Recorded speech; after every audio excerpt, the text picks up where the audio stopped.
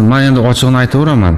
100% ishonch bilan ayta olaman. Men hech kimdan nima dedi, shu qilib bergan xizmatim uchun bunaqa mablag' yoki boshqa narsa so'rab olmaganman.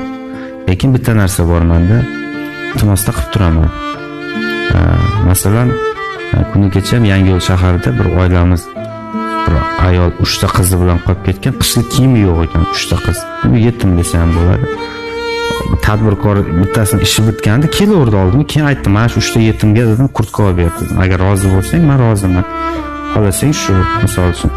Yoki ana yetim yesirlarga uy-joy qurish kerak, remontiga basang kerak bo'ldi. O'zim kimdir kelsa, "Mana shu yerga yordam beruvdingiz, men nima qilay?" desa, ba'zan aytaman, "Mana shu yetimga uy, xohlasang bir narsasini olib ber, ad-dushi."